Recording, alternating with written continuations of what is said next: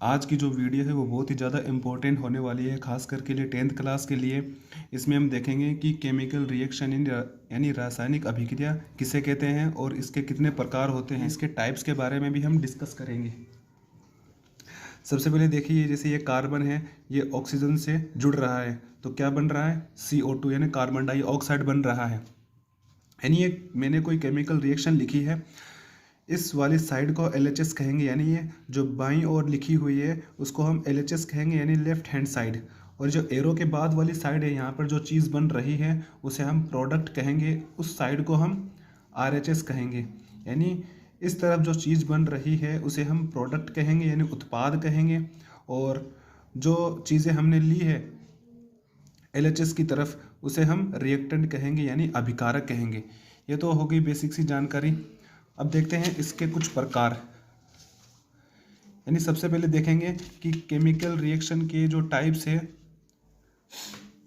अब देखेंगे इसके कुछ प्रकार, यानी रासायनिक अभिक्रिया के कुछ प्रकार देखेंगे। सबसे पहले इसके अंदर है कॉम्बिनेशन रिएक्शन, यानी संयोजन अभिक्रिया।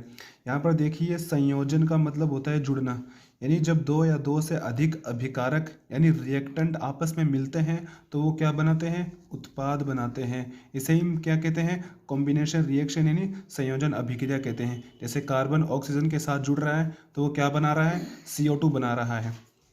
यानी कार्बन ऑक्सीजन के साथ जुड़ रहा है और वो आगे चलकर क्या बना रहा है, CO2 बना रहा है, यानी कार्बन डाइऑक्साइड बना रहा है। इसे हम क्या कहते हैं, ये हमारा क्या है, असली प्रोडक्ट है। दूसरी रिएक्शन है जैसे कि वियोजन अभिक्रिया है, डिकम्पोजिशन रिएक्शन भी कहते हैं इसे, और इसे विघटन अभिक्रिया भी कहते हैं। इसके अंदर हम देखेंगे कि जो पहले हमने देखा जो कॉम्बिनेशन रिएक्शन है, संयोजन अभिक्रिया है, ये इसके जस्ट अपोजिट है।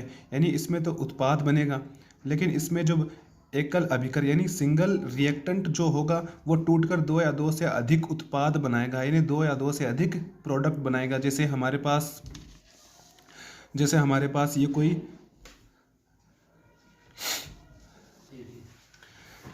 पास ये कोई कंपाउंड है, ये आगे चलकर टूटकर दो प्रोडक्ट बना रहा है।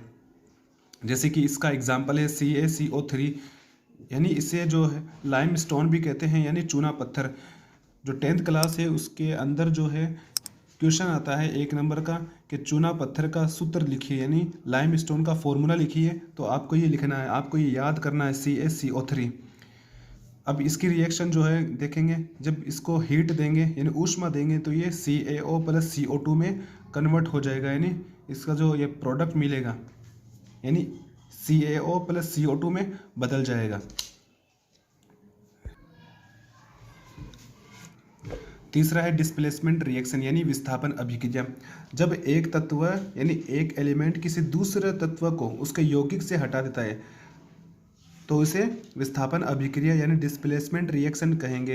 यानी ये जैसे कोई हमारे पास एलिमेंट है और ये कोई कंपाउंड है, तो ये जो एलिमेंट है इन दोनों में से किसी एक को हटा देगा और खुद जो है उसकी जगह ले लेगा। जैसे कि ये AC के साथ में मिल गया, जैसे ये Zn + CuSO4 है, तो Zn जो है Cu को हटा देगा, यानी कॉपर को हटा देगा, यानी Zn जो है वो Cu यानी कॉपर को हटा देगा और खुद उसकी जगह ले लेगा, यानी ZnSO4 + Cu। नेक्स्ट है डबल डिस्प्लेसमेंट रिएक्शन, यानी द्विविस्थापन अभिक्रिया। हमने पहले पढ़ा है जब जो डिस्प्लेसमेंट रिएक्शन है उसके अंदर एक एलिमेंट अपनी जगह को चेंज कर रहा है, लेकिन डबल डिस्प्लेसमेंट के अंदर दो एलिमेंट्स या फिर दो एटम्स जो होंगे अपनी जगह को एक्सचेंज करेंगे।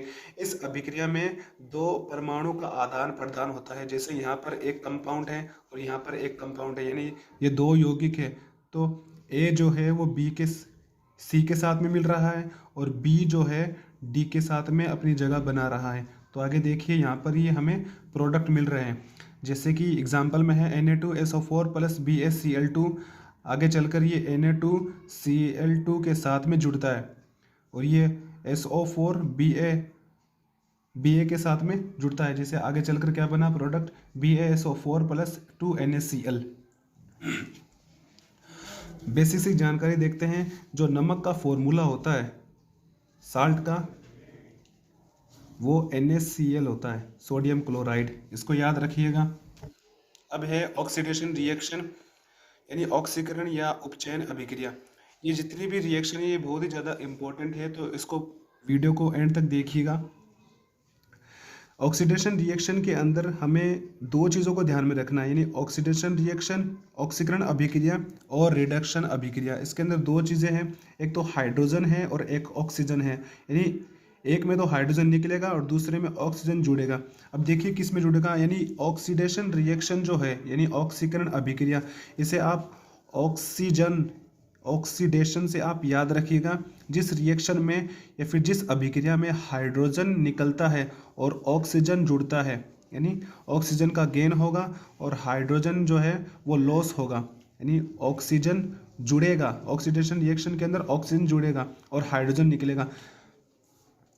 एग्जाम्पल देखिए 2Cu + O2, इसको हीट देंगे तो ये 2CuO में जुड़ जाएगा, यानी हमें जो प्रोडक्ट प्राप्त होगा, प्रोडक्ट मिलेगा, उत्पाद मिलेगा, वो ये होगा। इसके बाद में नेक्स्ट है वो इसका ऑक्सीडेशन का ऑपोजिट होगा, यानी रिडक्शन रिएक्शन यानी अपचयन अभिक्रिया। तो इसके अंदर क्या है, इसके अंदर हाइड्रोजन जुड़ता है और ऑक्सीजन निकलता है। और ऊपर वाले में हमने पढ़ा था कि इसमें हाइड्रोजन निकलेगा और ऑक्सीजन जुड़ेगा, तो ये एक दूसरे के अपोजिट है। जैसे एग्जाम्पल है CuO + H2, इसको हीट देंगे तो क्या होगा, Cu + H2O में बदल जाएगा। इसकी आप एक ट्रिक याद कर सकते हो, यानी हिंदी और इंग्लिश मीडियम वाले बच्चे एक याद कर सकते हैं, ये जो मैंने नाम लिखा है अजहर, यानी कई बार बच्चों में कन्फ्यूज़न होती है कि उपचयन अभिक्रिया या फिर अपचयन अभिक्रिया के अंदर अंतर क्या होता है। तो आपको पता है कि जो पेपर आता है वो हिंदी और इंग्लिश दोनों के अंदर आता है, तो आपको थोड़ी सी मीनिंग के ऊपर भी कमांड बनानी है। जैसे ये ऐसे अपचयन हो गया और जैसे जुड़ता है, यानी ऐसे अपचयन जैसे जुड़ता है, और ऐसे हाइड्रोजन जुड़ता है, यानी अपचयन अभिक्रिया के अंदर हाइड्रोजन जुड़ता है और अपचयन अभिक्रिया को रिडक्शन अभिक्रिया भी कहते हैं। आप इसकी एक ट्रिक बना लीजिए ताकि आपको ये याद रहे, आपको एग्जाम के अंदर कन्फ्यूज़न ना हो। नेक्स्ट है रेडॉक्स अभिक्रिया यानी रेडॉक्स रिएक्शन। कई बार एग्जाम के अंदर इसको अपचयन उपचयन अभिक्रिया भी डायरेक्टली पूछ लेता है, तो आप इसके ऊपर भी ध्यान दीजिए कि जो रेडॉक्स अभिक्रिया है, जिस रिएक्शन में या फिर जिस अभिक्रिया में उपचयन और अपचयन यानी ऑक्सीडेशन और रिडक्शन अभिक्रिया साथ साथ होती है, उसे रेडॉक्स अभिक्रिया कहते हैं। यानी एग्जाम्पल ये है इसका। अब है ऊष्माशोषी यानी एंडोथर्मिक रिएक्शन। ये भी जो दोनों अभिक्रिया है, एक्सोथर्मिक रिएक्शन और एंडोथर्मिक रिएक्शन, एक दूसरे के अपोजिट है। हिंदी वाले एक चीज़ याद रखिएगा कि ऊष्माशोषी यानी इसके अंदर क्या होता है, जिस अभिक्रिया के अंदर ऊष्मा का शोषण होता है, ऑब्जर्वेशन ऑफ हीट, यानी वह रिएक्शन जिसमें ऊष्मा का शोषण होता है, अब्जॉर्ब होता है, तो उसे हम ऊष्माशोषी अभिक्रिया कहते हैं, यानी एंडोथर्मिक रिएक्शन कहते हैं। दूसरी जो है एक्सोथर्मिक रिएक्शन है, यानी ऊष्माक्षेपी अभिक्रिया, ये इसके बिल्कुल अपोजिट होगी। इंग्लिश वाले एक चीज़ याद रखिएगा कि इस एक्स से एग्जिट होगा, यानी एग्जिट क्या होगा, हीट होगी एग्जिट, यानी इसके अंदर क्या होगी, ऊष्मा निकलेगी, यानी वह रिएक्शन या फिर वह अभिक्रिया जिसमें उत्पाद के साथ में हीट निकलती है, यानी इसके अंदर हीट निकलती है, एग्जिट ऑफ हीट, यानी आप इस एक्स से एग्जिट भी याद कर सकते हो।